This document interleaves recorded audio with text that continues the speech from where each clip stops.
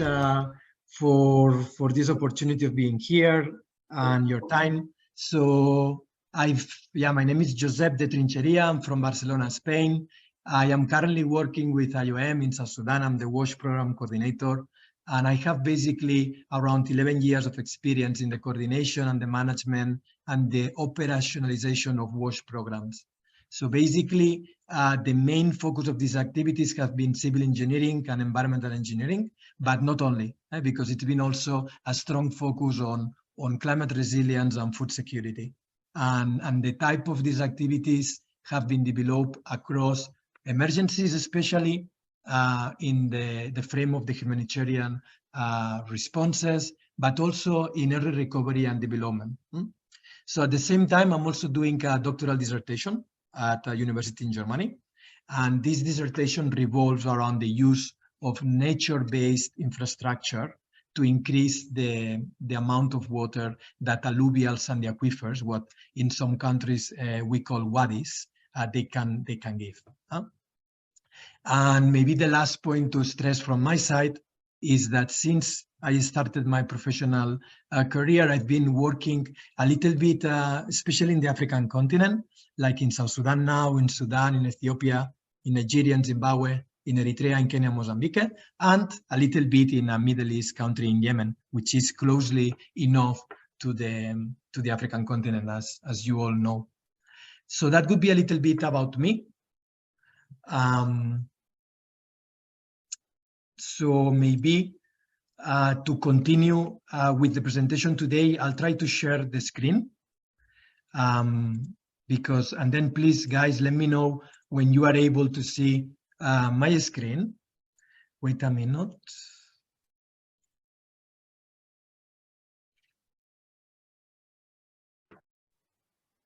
Yeah, excellent, Josep. We are seeing a very nice photo, and basically we are seeing the entire presentation. And now we are on mode, so you can continue. Okay, thank you very much. So as the host was saying, I mean, I'll try to do this presentation in 20 minutes. Basically, the main objective of this presentation is to give you guys a very overview of a little bit the science, but hopefully in a little bit friendly way of what are the main water related risks in the African continent. And then we will give a special focus on floods and droughts, because as you all know and are very well aware, they are very prominent. And also we will talk a little bit on the effects on displacement and the work that IOM is doing in South Sudan. So then maybe to start with, we started speaking specifically about more water and climate related risks. There is some other type of risk that they are cross-cutting, and they are as well cross-cutting across the African continent. So one thing that is important to consider is that rainfall is very variable, both in terms of the space and in terms of the time. So basically, this means that even if the rainfall precipitation in quite a number of countries in the African continent is actually similar to other areas where actually there are no problems of water scarcity, because of these problems, or let's say disruptions in the distribution and the variability, there are some problems when it comes to the availability of this water resource. Another important factor that is cross-cutting is that there is a significant amount of people that is already living in countries where are experiencing water scarcity problems. Another important factor is that, as you know, the African continent is experiencing a very significant population growth, and there are estimations that even say that by 2050, the population is going to double as compared to the current of around 1.3 billion as per today.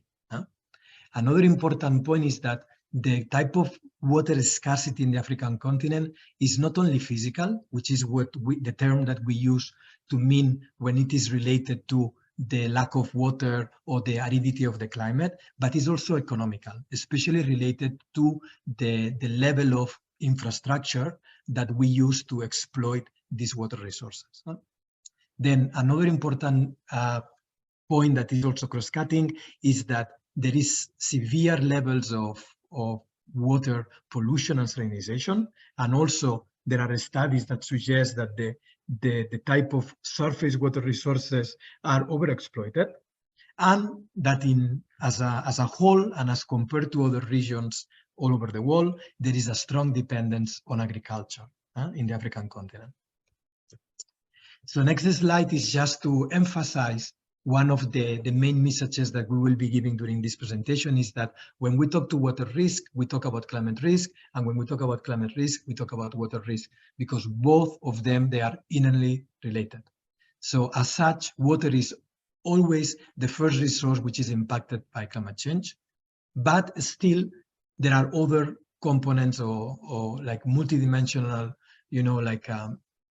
factors that are also affected, especially health, livelihood, economic growth, food security. And another key message that we are going to talk about quite a lot during these slides is that climate risk and water-related risk, both of them, they are going to get worse with an increase of the temperature and related to climate change.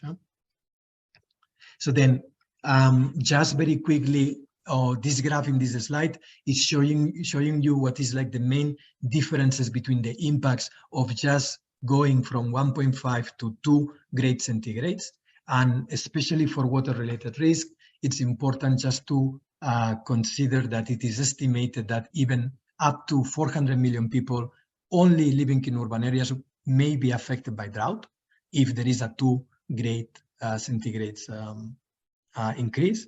And when it comes to weather, extreme weather events, up to 170% increase in flood risk may be expected with a 2 grades centigrades increase. And this is as compared to already the 100% with the expected increase of 1.5 by the end of the century.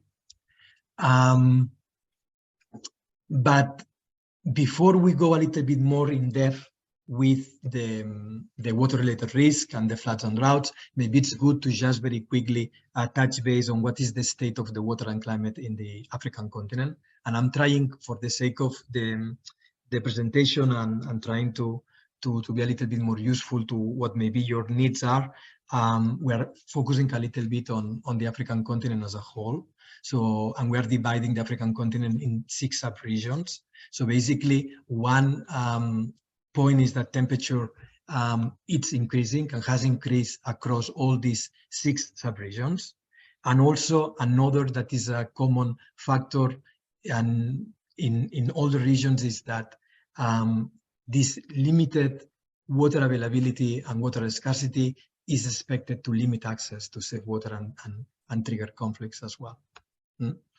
Another important point, as we have all unfortunately been reading, is that already Eastern Africa, and more specifically the Horn of Africa, is already suffering the effects of droughts. And this is having an impact not only in the Horn of Africa, but also across the African continent on having a higher food prices and limiting what is like the food availability and the access. And also an important point is that this increased temperature and overall the global warming is further contributing to a reduction of the agricultural productivity, especially when compared with historical trends. And that this decrease of agricultural productivity has been more exacerbated in the African continent than in any other region in the world. So now jumping in again with the water risks, as we were saying, water risk is the same as climate change, a climate-related risk, and climate-related risk are also climate change adaptation challenges that we need to solve one way or the other. So basically, when it comes to this, it is useful to categorize water risk in 4 categories or themes. So one of them basically is too little water, everything that is related to water scarcity and droughts. Another one is too much water, which is anything related to storms and floods. And the other 2 components are related to poor water quality and the sea level rise. So when it comes to little water, and as we were saying already earlier, so this global warming and the changing variability of rainfall which is associated to climate change, is only expected to contribute the frequency of the water scarcity and the droughts that we are already experiencing. But it's also important to just stress is that water scarcity is not only related to global warming, it's also related to, let's say, an unsustainable or an unplanned water resources use. And this is totally independent of natural factors like physical water scarcity. So then when it comes to the other component of the water risk, which is when there is too much water, again, global warming is also expected to contribute to an increased intensity of the rainfall in some areas, and also an increased variability of the seasonal distribution of rain, which basically means that, you know, among other things, the rainfall during the rainy season is going to be more concentrated in, or more poorly distributed, which is also to contribute to higher storms and incidents of floods. So basically, this poses quite a challenge for communities, because this means that we have to adapt to quite regular floods, either in floodplains of people that live close to rivers or in urban areas, and also even from wastewater infrastructure, even centralized or decentralized. And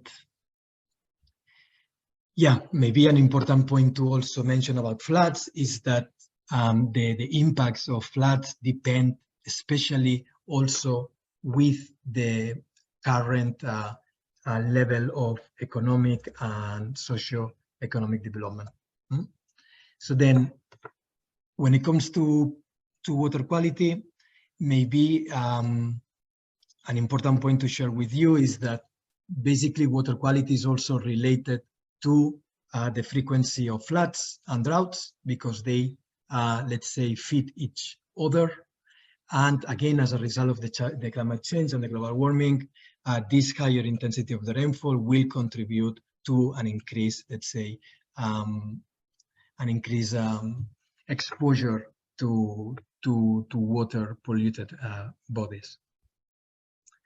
So then we have been talking about water-related risk, but it was basically, or especially to, let's say, like pave a little bit the ground with what we call water-related disasters.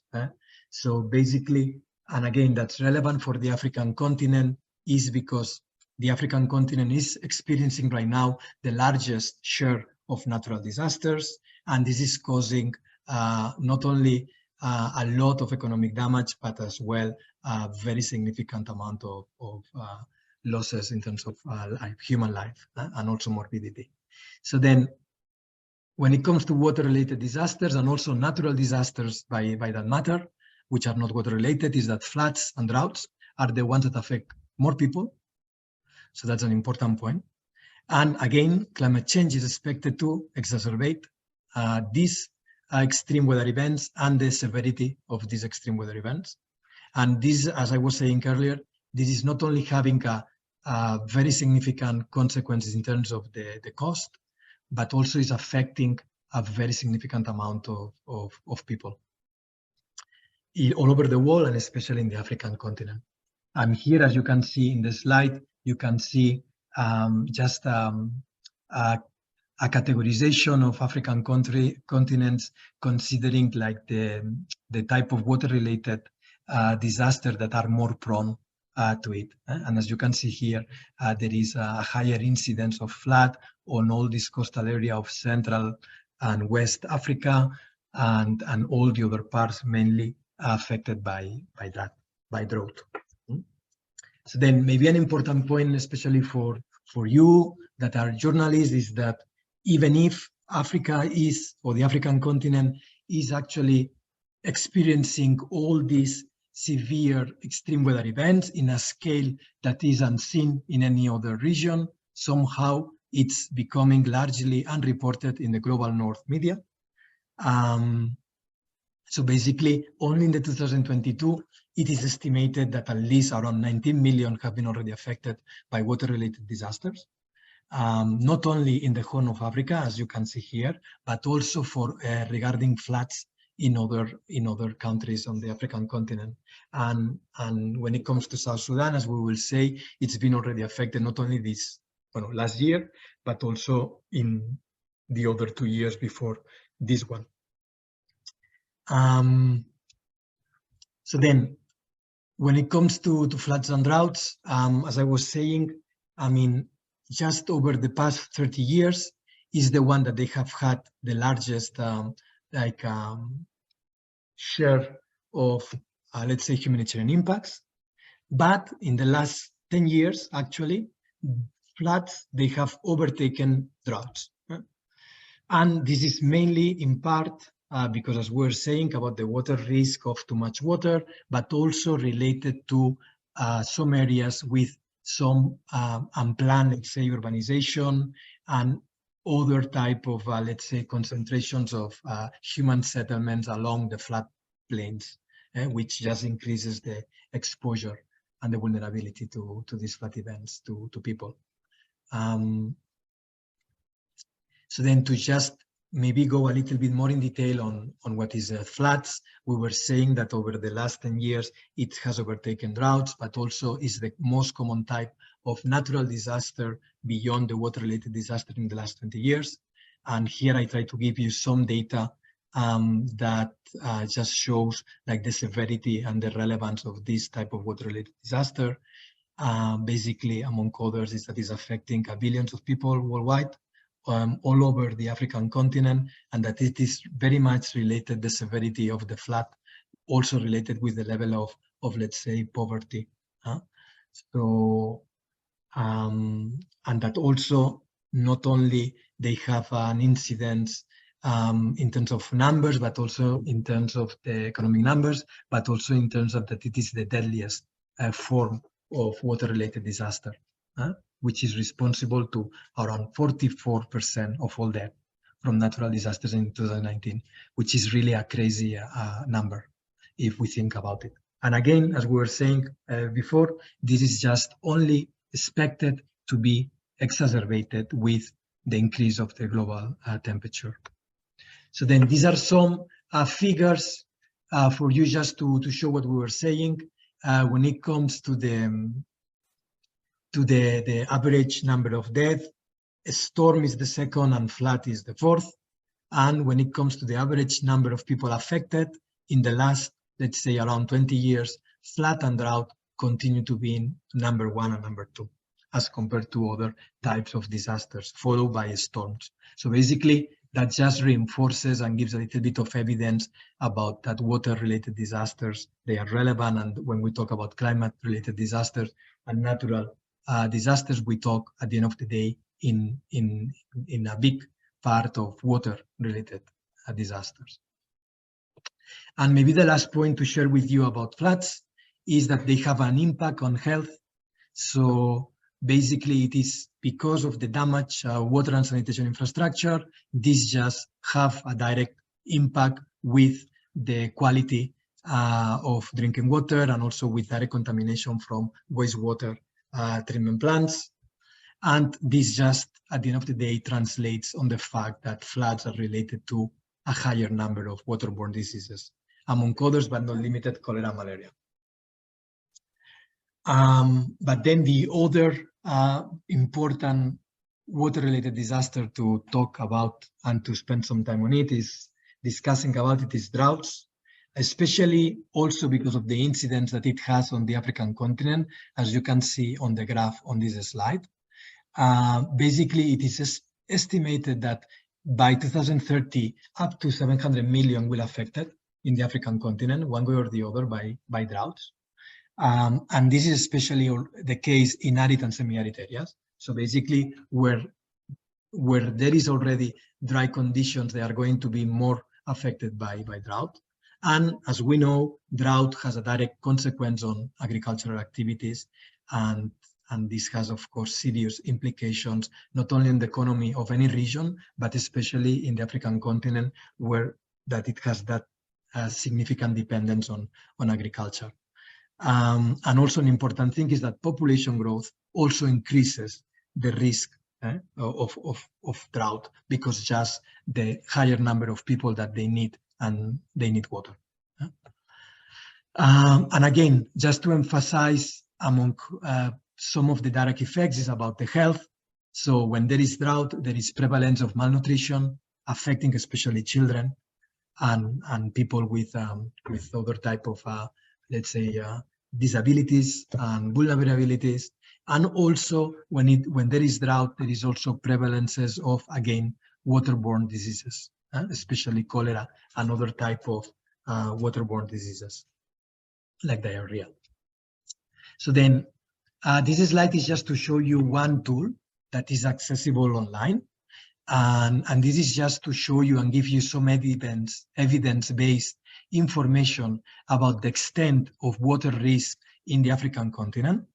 And there are different parameters that you can put on the website. It's user-friendly, and it just gives you the picture of what is, let's say, the extent of the overall water-related risk, or the specific drought risk, or the variability of the precipitation, or the sustainability, the vulnerability to flood by the river. So that's for you to make use of it and have a look at it. And then maybe now already going to the last slides of the presentation, just to not forget that all these water-related risks, they have a severe socioeconomic impact that has consequences on as we're saying, at multidimensional level, especially agriculture, food security, but also regarding hunger. That this is already happening, as you know very well, in many parts of, right now, Eastern Africa. And that basically, at the end of the day, when it comes to the global frameworks of development and international cooperation and development, this is actually having or putting a big strain on the, let's say, the progress on the Sustainable Development Goals and other type of related indicators for the African continent. So then, when it comes to these socio-economic impacts, there is the need to focus on displacement, because there is an impact. So basically, this is to say that water-related risks, they are just one important driver of displacement, but it's only one of them. It's not the only one, because there are many others, and they actually combine themselves and have a, let's say, a synergic effect. But in this case, floods, droughts, sea level rise, all these water risk and extreme weather events, they do have an influence on displacement, and for the people, and also on the patterns of displacement. And this happens both across and within borders. So basically, this is going to be translated with millions of people being displaced in the African continent, related directly or indirectly for some type of water-related scenario. And that this displacement, as it usually does, it also comes with a whole set of, let's say, set of tensions and conflicts with the hosting community, among other problems, at least when it is unplanned. So then, as I was saying, I think it's worth to just give very basic information about what is the state of the drought in the Horn of Africa. So it's been happening for the last 2 years, more or less, a little bit more.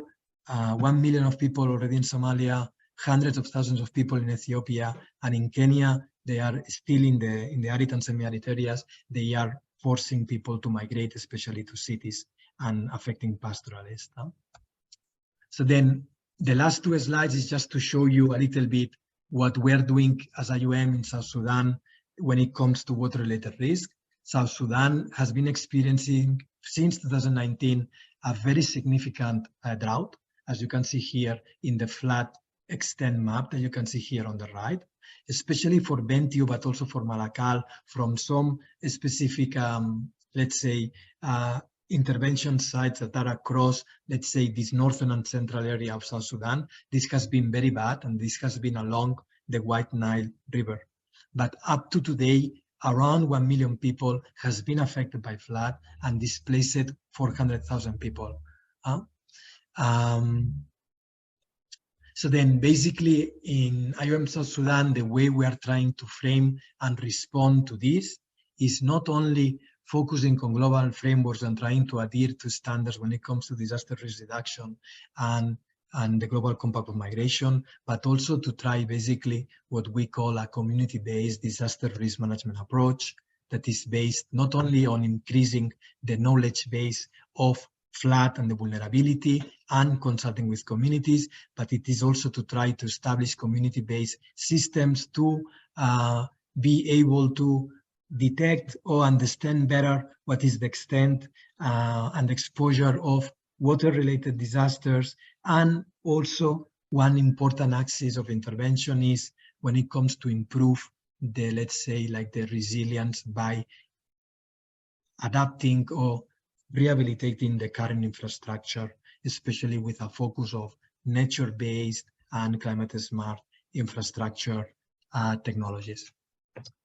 So that is all from my side. Thank you very much for your attention, and I'll be happy to hear from you and any question. Over to you.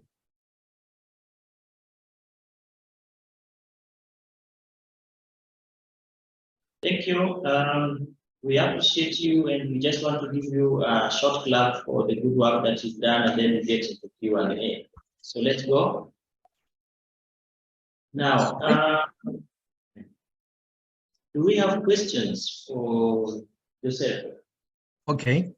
I think you brought in a lot of statistics, and I think some of these numbers that really tell stories, you know, like we are talking about issues of, you know, the contribution of floods towards the natural disasters, and we are saying 47% of all recorded natural disasters are caused by, you know, are flood related. And of course, that also goes to 3.5% of, you know, of all deaths from natural disasters. That is statistics as for 2019.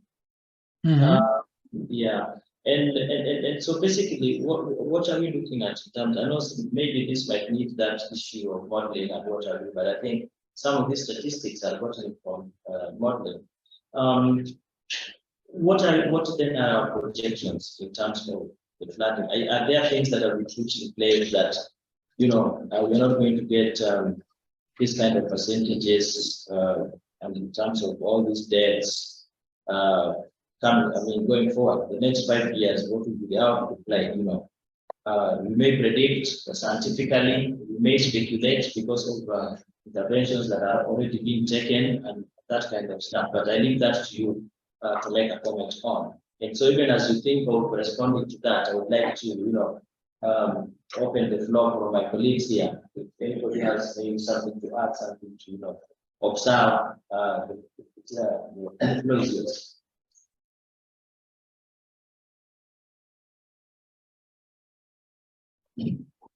Okay. Yeah, so you may respond to that as a way of commenting in passing, or over to you. Yeah, so can you maybe please repeat the question, because the connection was a little bit breaking in the middle. So I heard part of it, but if you can just maybe like summarize the main question, so to make sure I understand correctly.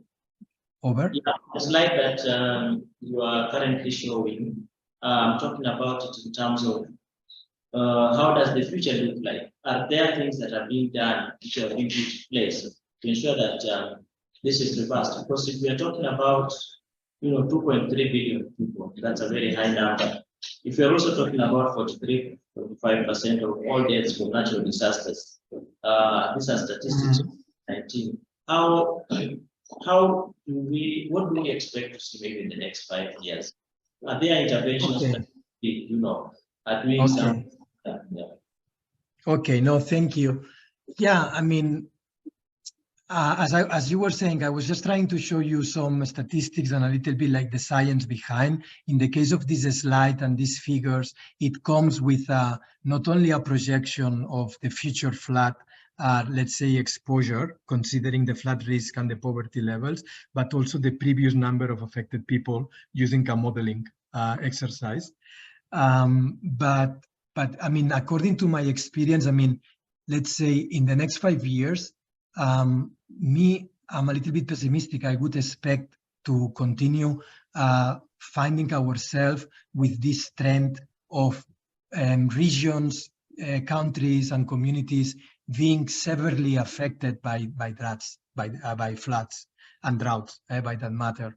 And this is not to say that we are not trying to do all what we can, starting with the governments and the citizens and international and lateral cooperation partners, but the extent of let's say the problem, it's so huge that I do not see in the next 5 years being able to resolve at a large scale the severity of the floods.